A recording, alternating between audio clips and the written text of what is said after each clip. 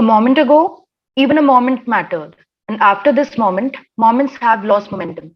A very good evening to all the worthy attendees. I, Ritika Malhotra, your host for today, hereby take the privilege of extending a warm welcome and cordial greetings to all the guests present here.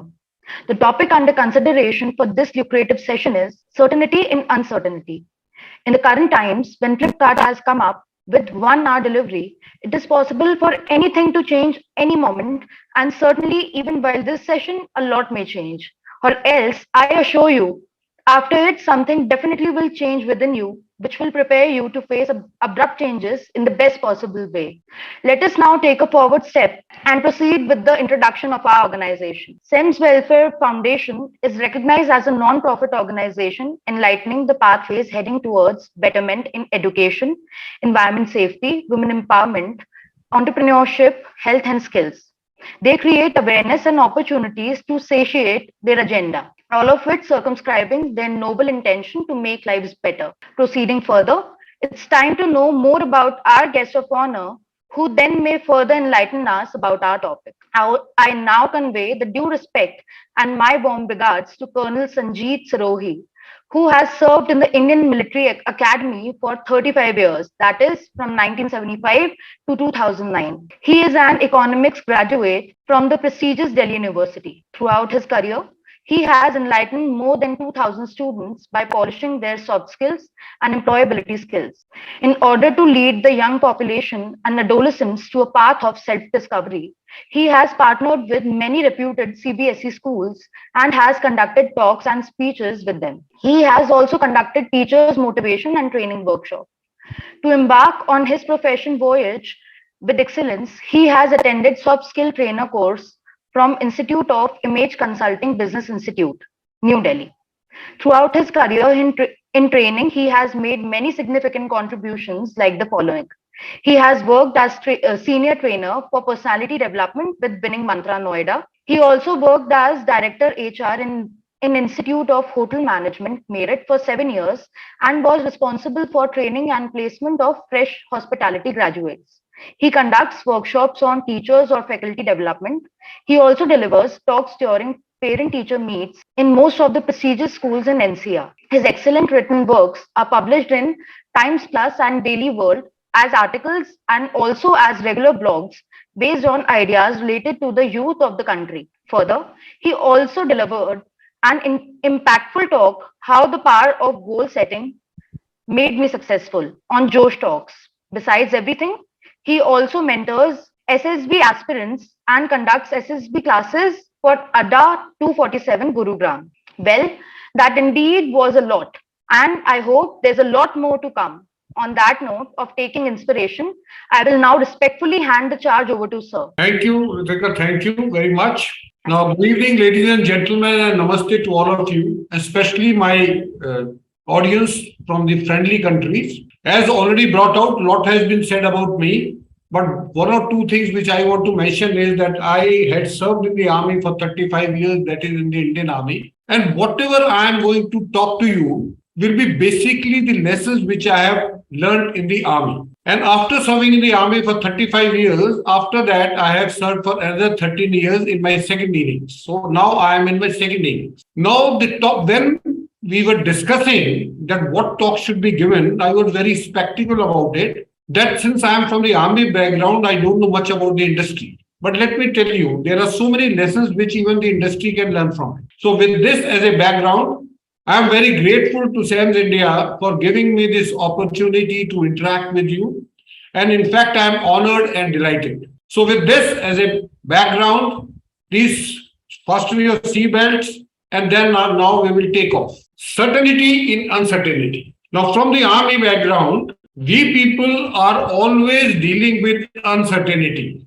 There is uncertainty of weather, there is uncertainty of nature, there is uncertainty of the terrain, there is uncertainty of the enemy. So we every time, day and night, we are working in uncertainty. And in spite of all this uncertainty, we are always certain, we are always clear, we are always prepared. Now, post-COVID-19 or in COVID-19, we must understand what all, it is not the first time this pandemic has taken place, nor it will be the last time. Now, let me show you with the help of a slide. Plague of Justinian came in 541 to 542 AD, where it wiped out 25 million people. Half of the population of Europe was dead. The Black Death, which came in 1346 to 1353, so the Black Death came in 1346 to 1353 for 7 years, which killed 75 to 200 million people in Europe, Africa, and Asia. Flu of 1918 killed 50 to 100 million people. 5.7% population was dead. Asian flu came in 1956 to 58, and there was death of 2 million people.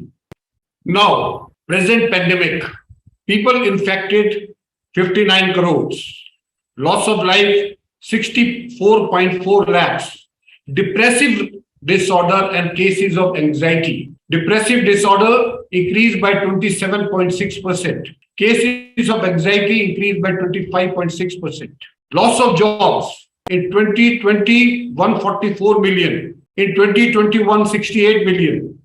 Diverse cases increased by 122% in UK, and in US 34%, and the same was the case with China, Sweden, and other countries. So what I want to bring out with the help of these slides is that all these things have happened, they will happen, but we have to be very, very calm and composed about it. Now I'll tell you a story. Now all stories are very interesting if you start with once upon a time. Now once upon a time, there was a king who ordered the goldsmith to prepare for him a signet with a motto that would temper his happiness when he was enjoying good fortune and lift him in spirit when he was despondent. So making a signet was not a problem for a smith. He made that, but the inscription was a problem. Now he was not aware what should he write so that the happiness of the king is tempered, and when he is enjoying good fortune, and his spirits are lifted up when he is depressed or despondent. So he went to a sage and asked him that what should I write? Now the sage thought for a while and told him the answer. Now can anybody tell me what could have been the answer given by the sage? So what the sage said, that you write, this too shall pass. Now this too shall pass has got a lot of meaning. Whatever is happened during pandemic or whatever is happening now, this too shall pass. So don't worry about that, and let's proceed further. Now uncertainty. Now as I told you, uncertainty is one thing which is not going to leave you. It is going to be with you. And as already brought out by Ritika Malhotra, that even after you have attended this class, the things will change. And I can assure you they will change for better. Now, as I said, that in the army, we are working in very uncertain environment. And I'm going to tell you a story of a young man, a young officer. During 1999 Kargil war, this young officer was serving in Kargil. And next day, he was supposed to go for an attack on a hill feature where the Pakistan army had taken a position. Now, as most of you must be aware that in Kargil war, there was total uncertainty at all levels. People were not even aware who is the enemy, where is it located, when did he come, what weapons he is holding, where is he deployed. The weather was bad, the terrain was very, very inhospitable. In spite of all these difficulties, this young man of not even 21 years old, he wrote a letter one day prior to going for an attack. And he knew fully well that he is not going to come back. Now, what was the letter? This letter, if you read, and if you keep this thing in your mind, that this boy was going for an attack without even knowing whether he will come back or not, but still had so much of uncertainty in uncertainty. I want you to show this letter. You may not be able to read it. I'll read it for you. This is what the original letter is. Now I will show you the photocopy of that. Dear Papa, Mama, and Granny, by the time you get this letter, you will be observing from observing me from the sky, enjoying the hospitality of the Apsaras. I have no regrets. In fact, even I become a human again, I will join the army and fight for my nation. If you can, please come and see where Indian army fought for you tomorrow. As far as the unit is concerned, the new chaps, that is the new entry, should be told about this sacrifice. I hope my photo will be kept in the Alpha Company Monday. Whatever organs can be taken should be done, should be taken from me. Contribute some money to orphanage and keep on giving rupees 50 to Ruxana. Ruxana was a small child whose father was killed by the terrorist per month and meet Yogi Baba. Best of luck to Bindya. Never forget this sacrifice of men. You should feel proud. Mama, so should you meet so and so. First he wrote name of the girlfriend and after that he scratched it, whom he loved. Mama ji, forgive me for everything wrong I did.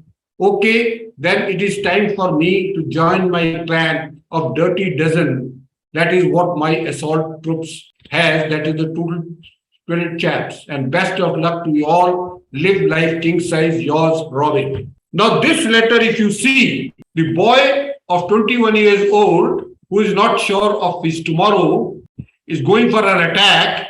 He is talking in such a calm and composed manner. He is talking of donating his organs.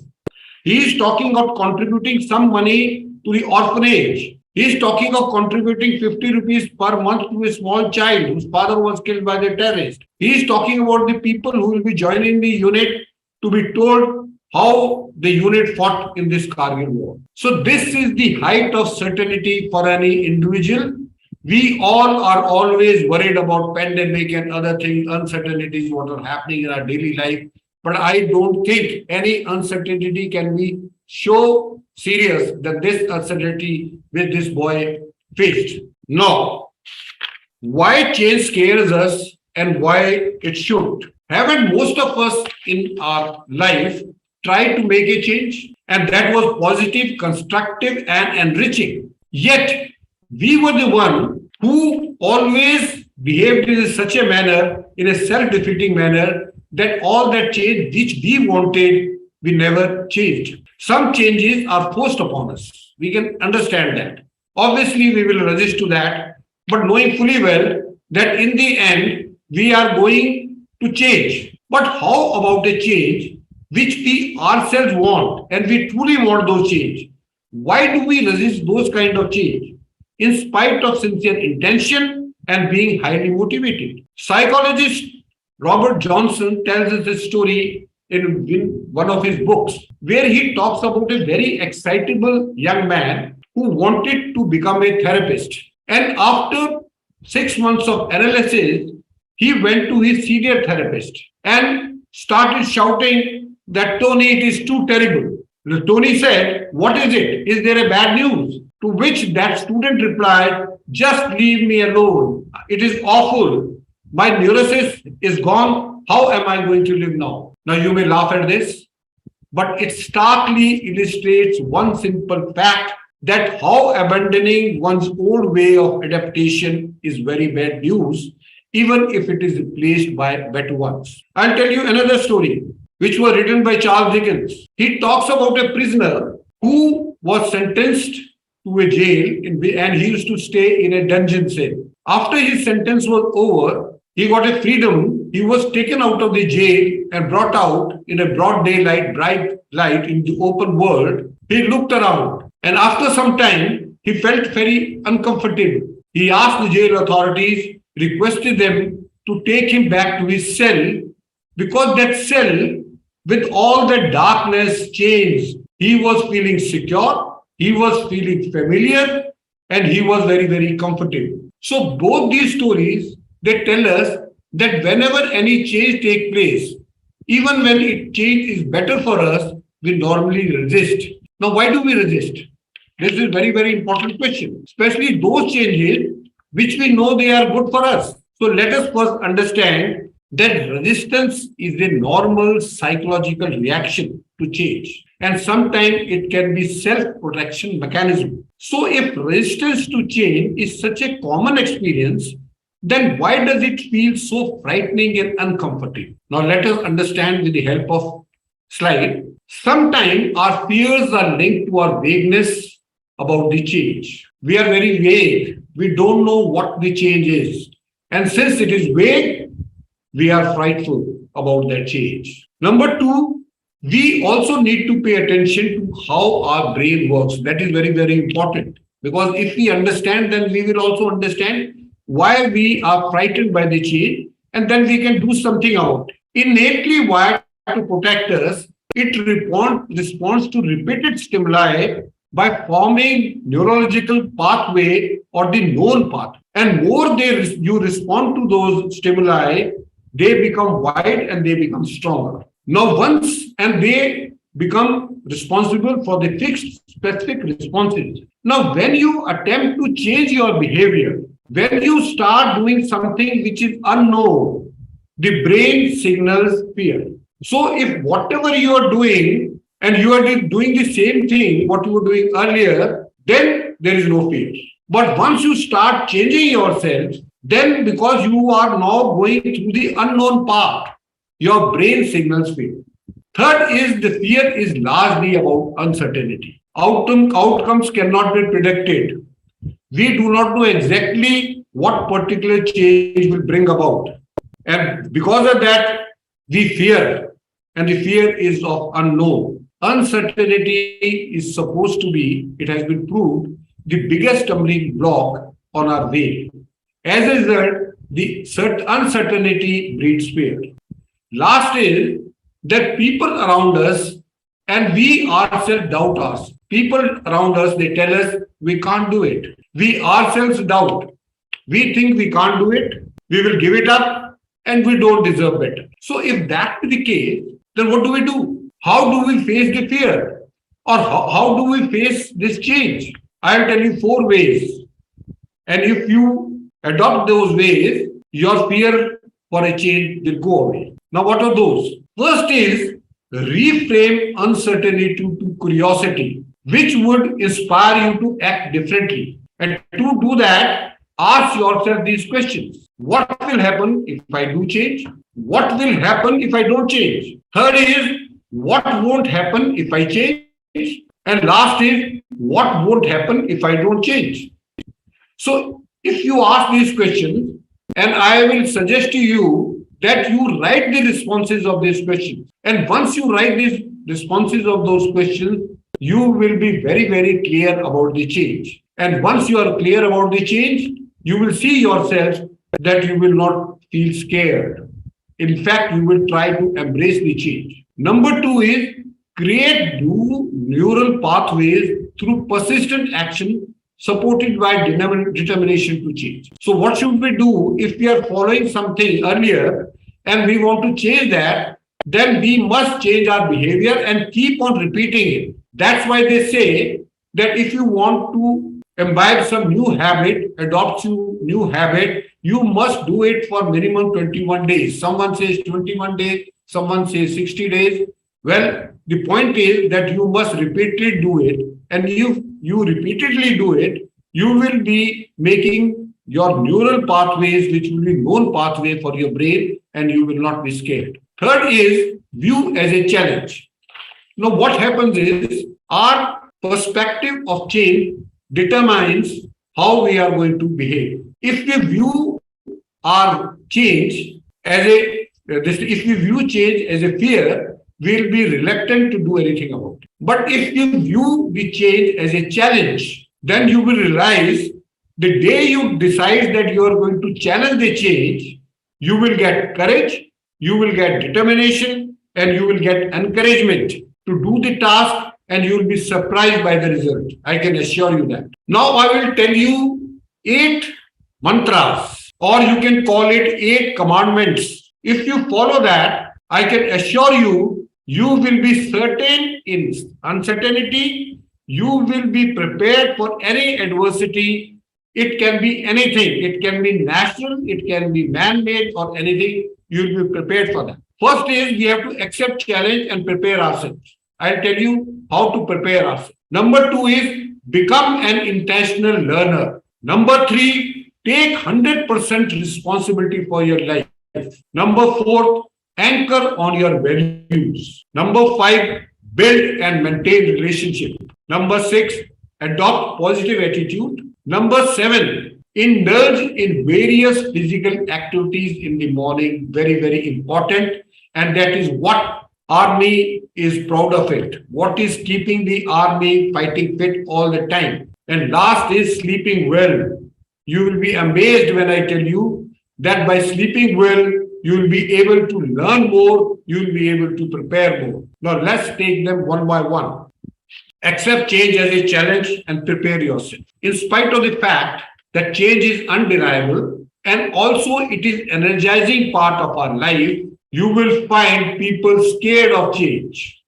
Fear of change is rampant across the world, and knowing fully well that the world is undergoing an incredible change. Far too many people are intimidated by change, and as a result, they are eliminated by change. They spend too much time on their seats instead of on their toes, which is the requirement for a change. Number three, they just do enough to get by, and then it is bye-bye. And last is, if you cannot embrace change, you don't see life as a continued self-education. Very, very important. Life is continued self-education. And let me tell you, I am 67 years old. I am still learning and I'll keep on learning. Now, let us see what is the present scenario of this job world. Peter Drucker, a famous author and a social philosopher, writes that we are in the age of social transformation. Now, what does he mean by social transformation is that the dominant group nowadays are the knowledge workers as compared to industrial workers and agriculture workers who were dominating the previous decades. Jobs in coming years will require a new approach to work and new mindset. Job in coming years will require habit of continuous learning. This is very, very important. No longer will the majority of people earn their living by the sweat of their brow. That time is over. People will gain access to jobs and social positions. Let me say again, even to social positions, less through their formal education and more from advanced knowledge. And let me tell you, this advanced knowledge is not going to come from the schools and colleges. This advanced knowledge will be in terms of soft skills, which nowadays are not soft skills, they are hard skills. They are like umbrella. You will require them both during rain and during sun. So you have to have that type of knowledge if you want to survive in this changing world. The whole structure of workforce is changing. The 40-40 era is over. Now, what is 40-40 era? 40-40 era is you work for 40 hours in a week for 40 years and then you retire. No job is going to be there for you for 40 years. The jobs are going to change after 1 or 2 years. Either you will change or the employer will change you. So you must always keep that in mind. Now, in spite of employer holding personal development seminars to develop the skills of their employees, to make them more valuable in the market and to help them to do their best, the employees are just warming their seats. That is not going to work anymore. You can't get away with this attitude anymore. Now, due to frequent changes in company strategies, the concept of the family work environment are rapidly in decline. That family work environment is not going to work now. And let me tell you, in coming years, 65% of the jobs will be permanent part-time slots. That means the competition will be so much that the candidates will be bidding for the job. And that time is not too far. So if you are the one who feels that I am happy in my present job, why should I look for opportunities? Then you're highly mistaken. And please change your course, change your thinking. Now, if this is what is happening in the job world, how do we prepare ourselves? First of all, think of yourself as an independent contractor where your value is constantly being measured. If you think you yourself to an independent contractor, you know how the independent contractor works. He keeps on increasing his value, and that is why he stays in the market. So you have to increase your market value. Then only people will hire you, otherwise no. Number two, in this environment, master as many talents and as much knowledge as possible. The person who welcomes change and believes in continuous learning lives a dynamic life. But the person who is scared of change or who backs away from change will find himself on the human scrap heap.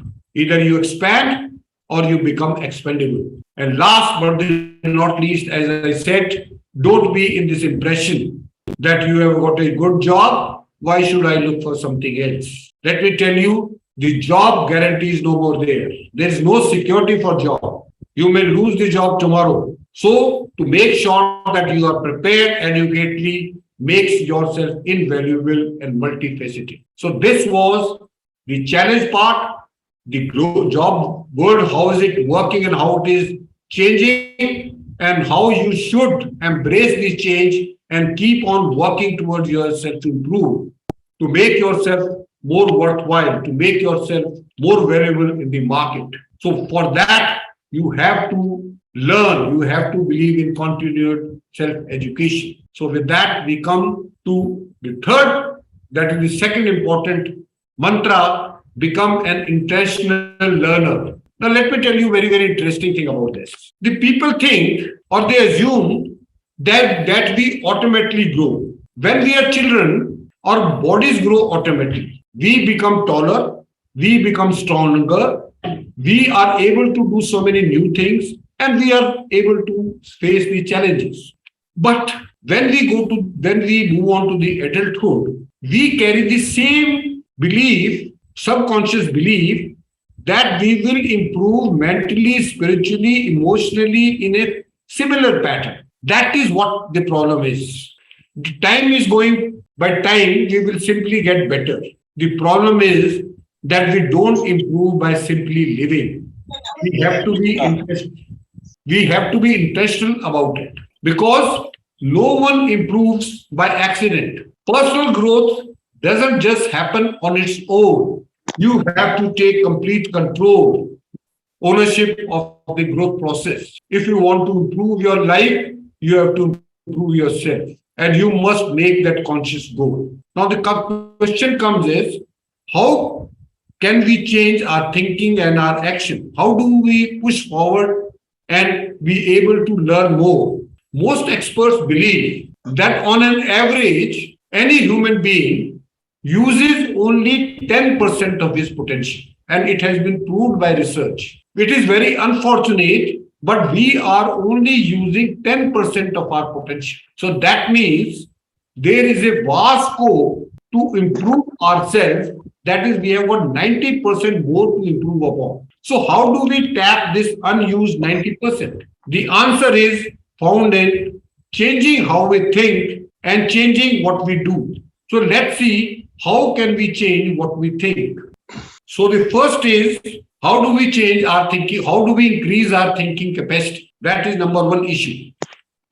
First is, stop thinking more work and start thinking what works. You ask anybody that how will you increase your capacity? All people will say that we will increase our capacity by working hard. But that is not the solution. Because if you're working hard, you're not increasing the capacity. You are only producing more what you were producing earlier. So you have more of same what you were having earlier. But the problem is that you must have what better of what you were having earlier. Now, to figure out what should we do, you ask yourself three questions, very simple questions. What am I required to do? Very simple. Anybody can answer that. What gives the greatest return? Another very simple answer. And what gives me the greatest reward? Return is what you are getting every day, and reward is what you will get in the long term. So if you focus on the answers of these three questions which I have just mentioned, you will pay your attention and you will know what you must do, what you ought to do, and what you really want to do. That is very, very important. So ask these three questions, focus on the answers, and once you focus on the answer, you will get what you must do, what you ought to do, and what you really want. Please switch off your audio, please. Please mute yourself. Audio. Number two, stop thinking, can I? Start thinking, how can I? This is very, very important. Now, if you look at these two questions, can I and how can I? Initially, at first glance, you will find similarity into it. You will say that these are the same questions. But let me tell you, they are world apart. When you say, can I? You are filled with hesitation and doubt. The moment you say, can I? You are filled with hesitation and doubt. It is a question that is imposing limitation on you. If that is the question you are asking regularly yourself, then you are undermining your efforts before you have even begun. That is the biggest disadvantage. So don't ask, how can I? Don't ask, can I? Always ask, how can I? When you ask yourself, how can I? You give yourself a fighting chance to achieve something. It tells you something that you can achieve. And once you do that, I can assure you, you will be able to achieve. Most of the people, they don't overcome their odds. Why? Because they don't challenge themselves. They don't test their limits. They don't push their capacity. So you must always ask, how can I?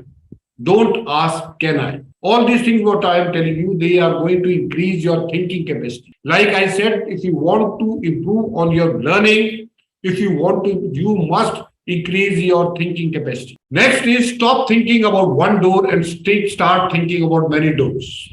Now you cannot bank upon one door for your growth. You have to find answers from multiple sources. You have to consider many possibilities. You have to consider multiple answers. You have to think in terms of options. And if you think about multiple doors instead of one door of your learning, then the lessons, I also started lately this concept of multiple doors.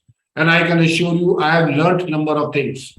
And let me list them out for you. There is more than one way to do something successful. 100% I am telling you. The odds of arriving anywhere increases with creativity and adaptability. If you are creative in your approach and you are adaptable to changes, then you will be arriving, you will be overcoming all the odds. Movement with intentionality create possibility. If you are moving with a goal, and let me tell you, all people who move with a goal, they are the happiest people in the world.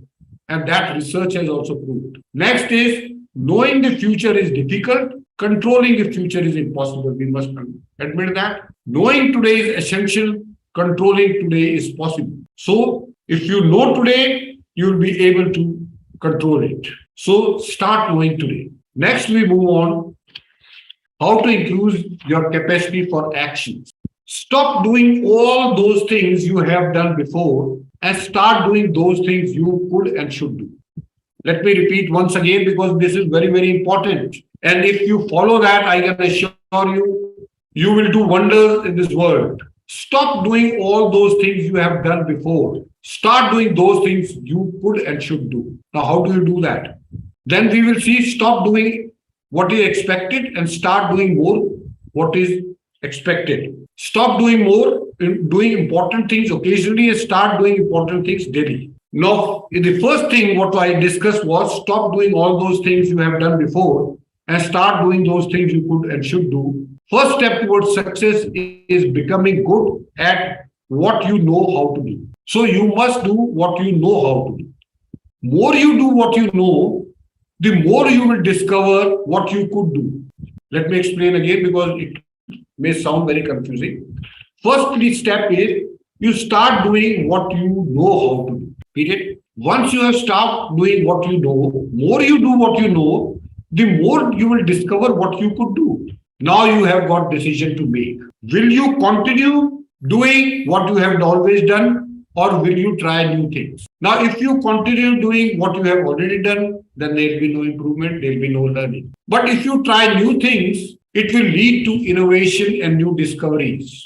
And this will lead to realization of things you should do on consistent basis. Once you know what you should do on consistent basis, it will straight away take you to growth and expansion of your life and your personal growth. Now, next we come to stop doing what is expected and start doing more than is expected. Now, we are living in a culture where the trophies are given to simply to those people regardless of their contribution. What is required is that the person must come to the office and in time and go back in at right time, not before that. So what a lot of people are thinking is that they are expected to do this much only. So if you do this much only, then there is no growth. So if you want to stand out, if you want to be noticed, and if you want to be distinguished, and if you want to advance your career, you have to rise above average. And how do we rise above average? You can do this by asking more of yourself than others ask of you. You can start expecting more of you than others expect of you. You should start believing more in yourself than others believe in you. You must start doing more than what others think that you must do. You must start giving more than what others expect you to do. And you must start helping more what others help you do. So if you want to rise above average, if you want to become distinguished person, if you want to be noticed, then you have to do more than what is expected out of you. Third, and another well important thing is stop doing important things occasionally and start doing important things daily. Now you must heard of an expression which says that life is a great canvas and you should throw all the paints on it that you can. Now the intention and the exuberance is understandable, is quite high, but it is not a good advice because if you do that, you are only creating a mess. What you are supposed to do is, if you want to make your life masterpiece, is that you must have clear idea, you should give much thought, and you must come to a stage of selection where you decide which paint should be put on the canvas. And how do you do that? By doing important things every day. Now, what else can you do? First, doing important things every day. Advancing confidently in the directions of one dream means doing what is important every day. So, if you want to achieve your dream and you want to advance confidently towards your dream, then you must do something important every day. To do what's not important every day does nothing. It merely uses your time. To do the right things occasionally does not lead to consistent growth and expansion of your life. Very, very important. If you want to grow, then you have to expand your life. Daily growth leads to personal expansion. Both components, growth and expansion, are very, very important for you. And last but not least is you have the potential to keep moving, making progress until the day you die, if you have the right attitude about growth. So this was, I was talking about the intentional learning. Now we move on to other important aspect, taking 100% responsibility. There is only one person who is responsible for your life, and that is you. If you want to be certain in uncertain times, and you want to become successful, you have to take 100% responsibility for everything you experience in your life. This includes the level of your achievements, the results you produce, the quality of relationship, the state of your health and physical fitness, your income, your debt, your feelings, everything. But it is not easy because most of us are conditioned to blame something outside of ourselves for a life which we don't like. We blame our parents, we blame our bosses, we blame our friends, our co-workers, our clients, our spouse, the weather, economy, astronomical chart, lack of money, anything on everything, we can pin the blame on. We never want to look at where the real problem is, that is ourselves. I'll tell you a story. There was a man who was walking out one night and he saw an old man looking for something under a lamp post, under a street lamp. He went there and he asked this old man, what was he trying to search? The old man said, I have lost my key. So this young man thought that it will be a good idea to help the old man. So he also got down on his knees and started looking for the key. After looking for about 1 hour, he asked the gentleman, Sir, are you sure that you lost your key here? The old man answered, No, I lost my key in the house, but there is more light under the street lamp. That is what is happening in our lives. We are looking outside ourselves. It is high time that we answer the question why we haven't created the life we wanted, the result we wanted. And if you want to create that life which you want and the result you want, then you must take responsibility for your life. Dr. Robert Resnick, a psychotherapist in Los Angeles, gave a very, very simple formula. And that formula is event plus response is equal to outcome. Now, if the outcome is not as per your desire, it is not as per your liking, then you have got two options. Either you blame the event or you change your reaction. Most of us, we blame the event. We blame weather, we blame government, we blame pandemic, we blame our boss, we blame everyone. All these things, they matter, but they are not limiting factors. If they were limiting factors, then no one would have succeeded in this world. So these should not be limiting factor for you also. What is required is change of your response. If you change your response, if you change your thinking, your attitude, your behavior, then I can assure you, you will be able to change yourself. But there is another aspect to it, which I want to cover. There are certain things on which you have control, on which you have influence. You must do your best in those aspects of life. But there are certain other things in life which you have no control. So if that be the case, then what should you do about those things? Now, let me explain to you with the help of a very, very interesting example.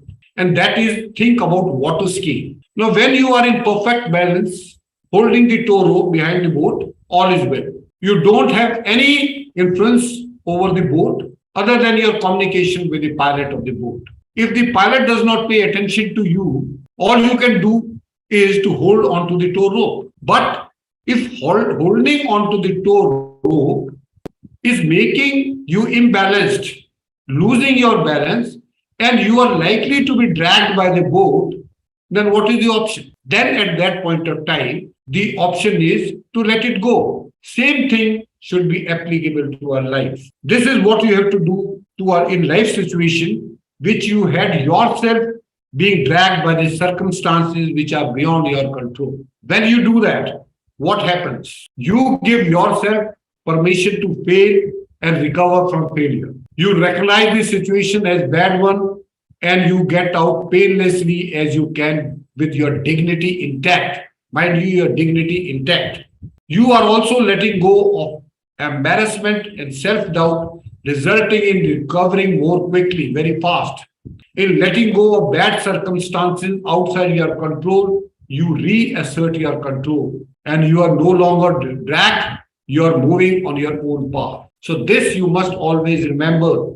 Take responsibility for the things which are under your control, under your influence.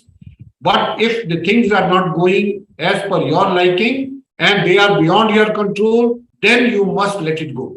Next is anchor on your values, very, very important. I have to rush now because of the paucity of time, but I will cover the important points. Now, anchoring on values, why it is important is because this is one thing which will take you during uncertainty, during adversities.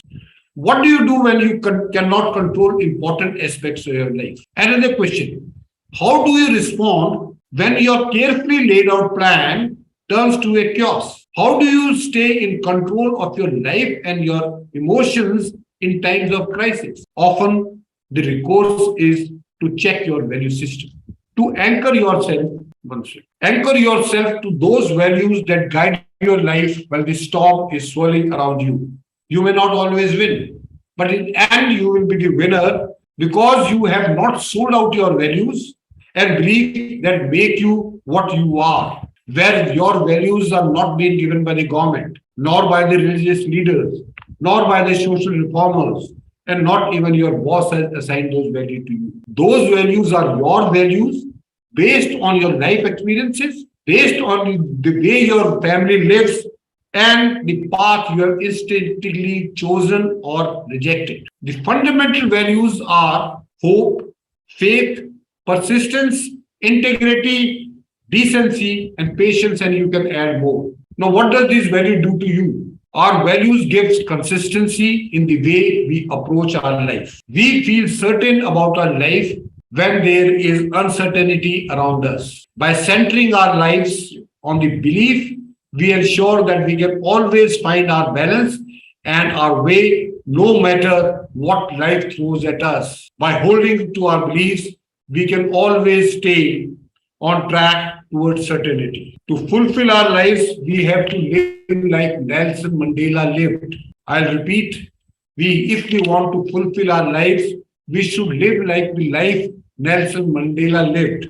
committed to our values and willing to take stand in our lives. There will always be defeat and failures. There will be sometimes temptation to sell out.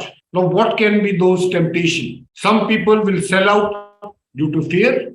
Some will sell out to laziness and life mediocrity. Some will sell out in adversity and uncertainty. Some will sell out to drug and alcohol. Some of us will sell out to remain in comfort zone, unwilling to change and learn. Others will sell out to their own principles in order to move ahead. The price of selling out is very, very high. Whenever you think your odds are overpowering you, you must always think about Nelson Mandela. If he can go from prisoner to president, anchoring on his value system in the face of powerful enemies, surely we can stand by the things we believe in during difficult and challenging time in our lives. So follow what Nelson Mandela followed. He was in jail for 27 and a half years, and that was a rigorous imprisonment. It is not easy. He was humiliated. He was tortured. He was treated very, very badly, but still he survived. And why he survived and how he survived was only because of the value system on which he was anchoring. If you anchor on value system, you will be able to locate your center of your fortune wheel, where all your aspects of life will be focused. But on the other hand, if you are located on the rim of your fortune wheel, you will be going up and down. So better is you anchor on your value system. As a result, you will be focused on the center of the wheel, and you will always remain focused, certain during uncertainty times. Next, we move on to another important aspect, building and maintaining relationship. When lockdown started, family thought that now we all are going to stay together and we will have a good time. But as I showed you in the statistics, the divorce cases increased in UK, USA, China, Sweden, and most of the countries. Relationship went bad. So what is important about relationship? I'll just briefly touch upon. Firstly, building and maintaining relationship is critical to social development within your family and within your community. When we grow up, we are focusing on knowledge, but we are not focusing in studying relationship and ways to make them work. So much is trial and error and more emphasis on error. Too many of us arrive at adulthood with the concept that we will grow as we are growing. But no, you have to nurture your relationship, you have to maintain your relationship. And to maintain your relationship, communication is very, very vital. Men in particular are not very good in communication. We are more interested on the social platforms, on social media, looking for the likes, but we are not communicating with our near and dear ones. If we do that, our relationship will always be healthy. It will never get stale, hostile, and never die. Let me tell you, it is not the differences that get in the way of our relationship with others. It is the tolerance or the intolerance. We become intolerant of others. And as a result, our relationship goes down. And last but not the least is what matters most is respecting each other. Mutual respect is very, very important if you want to nurture your relationship and if you want to maintain your relationship. Adopt a positive attitude. Very important. I think everything depends on positive attitude. Ability teaches us how we do.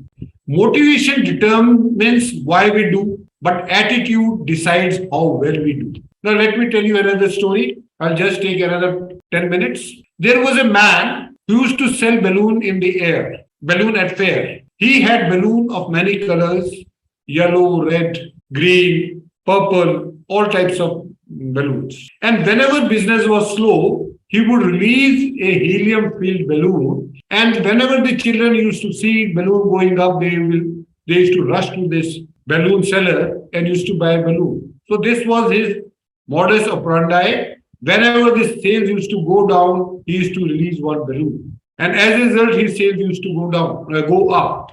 One day, he realized that somebody is tucking in his jacket, and he saw a small child who asked him that if you release a black balloon, will that also fly? Moved by the boy's concern, the balloon seller told him, son, it is not the color of the balloon. It is what inside that makes it go up. So is in our life. It is what is inside us that makes us to go up. And what is inside us counts as the attitude.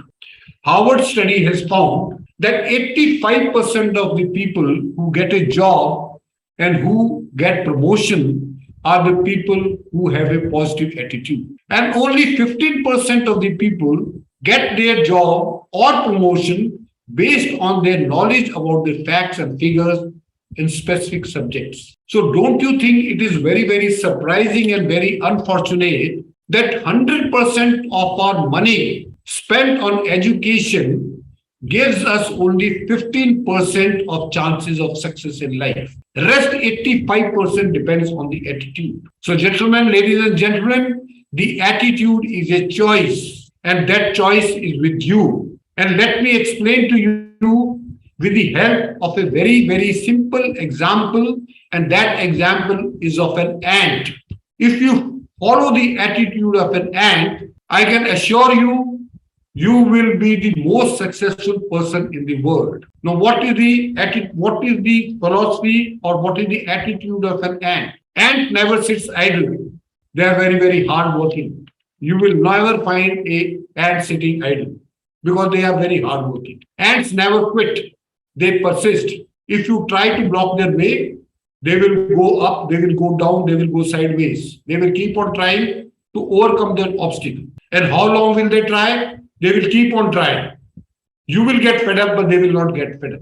They will keep on trying. So should us. Whenever we find obstacle, the first thing we do is we accept it and we forget about it. Number 3, ants are far-sighted. They don't think only about summer in summer. They think about winter in summer. They prepare for the winter, and that is why they are in rush throughout the summer seasons.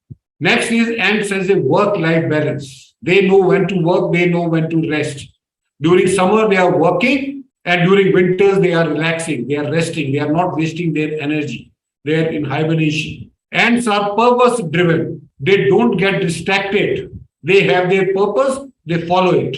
And ants can carry a big responsibility. They can handle up to 100 times their body weight. Can you handle 100 times your body weight? No. But ant can handle. So what does this all mean? They are hardworking, they are purpose-driven, they are far-sighted, they don't quit, they maintain great work and life balance.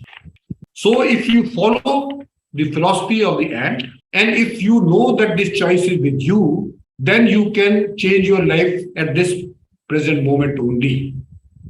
And as William James of Harvard University said, that greatest discovery of my generation is that human beings can alter their lives by altering their attitudes of mind. There is no doubt on that. Now, I'll just briefly touch upon the physical activity. Because being in the army, we are very proud to be physically fit. You must begin your day with intense exercise. This is not negotiable. Training vigorously in the morning is a game changer. Moving vigorously after you wake up will generate alchemy in your brain based on your neurobiology, which will not only wake you up, it will electrify your focus and energy, it will amplify your self-discipline, and it will launch your day in a way that makes you feel on fire. Cortisol is the hormone of fear. It is made in the cortex of the adrenal gland and then it is released into the blood. Cortisol is one of the main material that stunts your genius and devastates your implicit opportunity to make history. Scientific data has confirmed that this cortisol is highest in the morning. And when you exercise in the morning, the level of cortisol goes down. And therefore, you dial up in top performance. Science has shown that there is a direct relationship between the physical activity and the cognitive ability. When you do physical activity, your brain discharges a chemical which is known as brain derived neurotrophic factor, which is known as BDNF. Now, what does BDNF does? BDNF makes new neurons strong and healthy. It protects the injured neurons, make them connect to other neurons, so you think better and process faster. It also acts like a food for synapses and dendritic spines, making them grow larger. We will be talking about that slightly later. It supercharges the organ of the day. BDNF has been shown to repair brain cell damaged by stress. It also promotes neurogenesis, so you will actually grow new brain cells. The boost on norepinephrine that fierce morning activity generates not only improves your attention, it leaves you significantly more serene. Exercising also increases your dopamine and your serotonin. Dopamine, as we all know, is a neurotransmitter of drive, and serotonin gives you happiness. Intense exercises cleanses cortisol, BDNF flows, dopamine rises, serotonin increase, metabolism elevates. More focus, more productivity, more focus, brain is optimized, energy grows, there is a less stress, and you live long life. Lastly, we come to sleep world. Well, let me tell you, we are in the midst of ferocious global sleep recession. The social media and widespread absorption with our devices are fueling much of it. Blue light emitted from our tools of technology reduces the amount of melatonin with us, which regulates our sleep.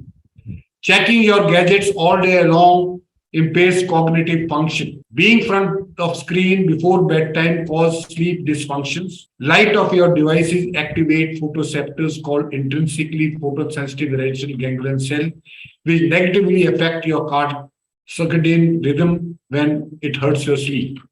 It gives you better learning. I will skip these because of the positive time. It makes room for new learning. Brain stays in optimum condition. It increases your mood, cognition, energy level, lean muscle mass, and reducing your cravings. And lastly, expands your creativity, productivity, vitality, and longevity. Now, before I end, I want to tell you a story.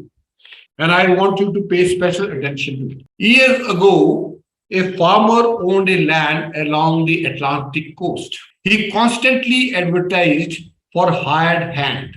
However, most of the people, they rejected the offer because along the Atlantic coast, there were awful storms that raged along and created havoc on the buildings and crops. One day, the farmer was interviewing the applicants for the job, and he was receiving steady stream of refusal. One gentleman, thin, short, who had crossed his mid-age level, approached him for a job. Farmer asked him how good you are in farming. That gentleman, little man, said that I can sleep when the wind blows. Now the farmer was puzzled, but because he was not getting anyone else, so he hired this person. One day, and this person was doing a fantastic job, good job, and farmers were very happy about it. He was satisfied. One night, there was a storm. The farmer, he ran out of his bed, went to the sleeping quarters of this little man and shook him and yelled at him that get up, storm is coming, tie things down before they blow away. The little man rolled over his bed and said firmly, no, sir, told you I can sleep when the wind blows. The farmer was disgusted. He was tempting, there was a temptation to fire him there and then, but instead he went out to see how the things are. But when he went out, he saw that all haystack was covered with tarpaulin, all cow was in the barn, all chickens were in the coop, all doors were barred, the shutters were tightly secured, everything was tied down, and nothing could go away. The farmer then understood what this man meant when he said that I can sleep when the wind blows. So this farmer also went and he also went to sleep. Now, when you are prepared physically, mentally, emotionally, and spiritually, you have got nothing to fear. So, my dear friends, after this talk, I hope you all are prepared and you will also be able to sleep when the wind blew. Thank you very much. I have finished. I will take on any questions if you have. I will go to the chat box and see if there are any questions. Good evening, sir. Good evening. Yes, this is Francis. I am from Philippines. Yeah. Yeah, I would like to ask a question. If you can give me maybe an example of a habit or a good mindset to face this uncertainty. Happy mindset. Yeah, a habit, maybe a habit or a mindset that I should do on a daily basis to face the uncertainties. Okay. So if you, thank you very much for asking a question, because whenever anybody asks question from the audience, I feel very happy about it, because I feel at least there is one person who was listening to me and he is asking me a question. Thank you very much. I'm so glad. Now let me tell you, whatever I have told you 8 things. Out of that, I will just focus on 2 or maximum 3 things to make you happy. Whatever are the circumstances, and since I am from the army background, and I have seen a lot of ups and downs, lot of uncertainties, and lot of stress, where the things, nature problem, enemy problem, insurgency problem, so many things. But let me tell you, do 2, 3 things. First is, never miss your physical activity, irrespective of wherever you are, whatever you are doing. However busy you are, never leave your physical activity. You will find in the armed forces of any country, physical activity is a must. And if you are physically active, like I told you, your cortisol level goes up, your serotonin increase, and as a result, you become happy. Number 1.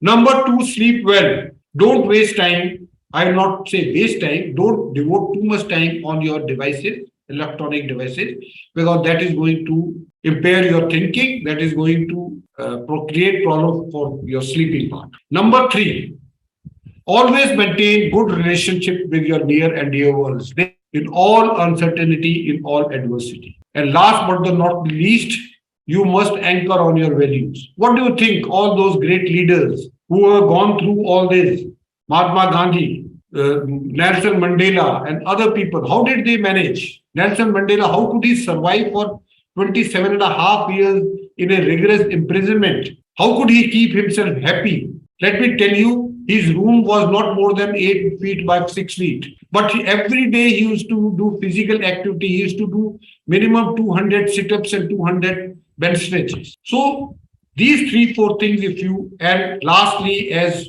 we in India are very proud of it, that is our yoga, do meditation. If you do these 4-5 things, I can assure you, you will be happy in all uncertainty and in all adversity. I hope I have answered your question. Thank you so much, sir. Yeah, that was meaningful. Thank you so much. Yeah, please do that. And I can assure you, you just follow this for 1 month. I will not talk what other people are talking about. Just follow what I have told you for 1 month. And I can assure you, you can take my email address from the people here and they will be able to tell you, you can give me the feedback. I'll be very happy. Thank you, sir. Yeah, I've got one question from Mr. Manoranjan Sahu. How to maintain and retain positive attitude because after some day it gets away. Now, let me tell you, this positive attitude is not one thing which you have to one day you decide I'll have positive attitude and then you will continue having a positive. You have to work on it every day. Every day, I can assure you there will be ups and downs. I'm not saying that every time you will be positive because the circumstances does not remain same. But you have to make it a habit. And once you make it a habit of keeping positive attitude, then I can assure you after some time you will have positive attitude. I know that initially, even if I tell you you have positive attitude, it is not all that easy. But all the good things, they don't come easy. You have to work for that. And positive attitude with your motivation. If you are motivated on what you're doing, if your motive is great, then automatically the positive attitude will come in. Reading a book is very good habit. And one must read good book. It could be self-improvement book. It could be a spiritual book. It could be any book which will give you a good sleep. So actually, there's a question. Yeah. I mean, if I do read a book for each night before going to sleep, how long will I be reading before going to sleep? Well, you must read minimum 15 to 20 pages. 15 to 20 pages every night before you go to sleep will not only give you a good night's sleep, but it will connect you to the author at subconscious level. And I can assure you, I'm not talking about religious about it. I'm talking about spiritual. If you read a book from a good author, and it is not only reading a book, it is also after reading few pages, you must reflect on what you have read. And once that you can call as a reflection or you can call as an active recall, and you reflect on what you have read and then go to sleep. And once you go to sleep, I can assure you, your subconscious mind will get connected to the author energy. And in the morning, when you will get up, you will find yourself to be a much better person. Because we all are working on the energy, and that energy is coming from the universe. So if you get connected with good people, you will get positive energy. If you get connected with negative people, you will get negative energy. Techniques to take decision. Kartika Agarwal has said techniques to make decision making effectively. Not technique, although it is subject by itself, but let me tell you, if you want to take a decision on certain things, firstly you have to decide what are the things on which you have to take a decision, what are the priorities, what are the resources available to you, what is the time available to you. Just think about 4 things. Your problem, if you can prioritize your problem, number 2. Number 3, if you have got resources, you must identify the resources which you have, and then you must know how much time is available to you. If you have these 4 things with you, then you will be able to take the decision very effectively and in a very short time. And that is what we teach in the army, because we are in the armed forces, you have to take decision in milliseconds, in minutes. There is no one to tell you what to do. But we do these 4 things and we take decision, and most of the time we take the right decision. Thank you, Francis. Thank you very much. It was great honor interacting with you. Now, since you all mentioned it a while ago, and we know that they can use a simulation, my question right now, how can we leaders deal with uncertainty in taking decisions?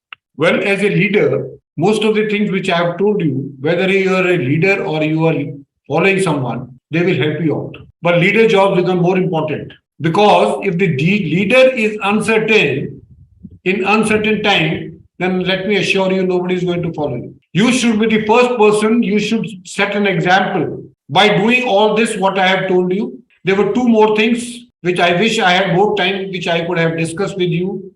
That was trusting in a God and emotional independence. These 2 things are very, very important. You have to be emotionally independent. Most of us, we are looking towards others for their approval. And if we don't get right approval, or if we don't get the right feedback, we get dejected. You must have seen that if you get 100 positive remarks from someone for doing something, and if there is one person who gives you negative remark, you will forget about the 100 positive remarks, and you will always remember the negative remark. So that is where I want to tell you, the leadership, you should be the first one to adopt whatever I have told you. And once you do that, then I can tell you, the people, when they know that you are certain, when they know that you are confident, when you know that you have the positive attitude, then you will be able to lead the team. irrespective of the level you are. Thank you, Soumya. Thank you, Madan Betha. Thank you very much. It was a great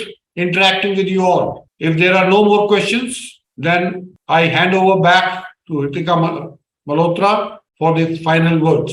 Thank you very much. It was nice. And I once again convey my gratitude to Sames for giving me this opportunity for interacting with such people from diverse background. Thank you very much. That indeed provided us a new perspective, sir. I extend my heartfelt gratitude to Colonel Sanjeet Sirohi for enkindling within us a sense of willingness to make things better. It's difficult to ever be thankful enough for the greatest gift of wisdom that we have been provided by you. And please don't forget to subscribe our YouTube channel.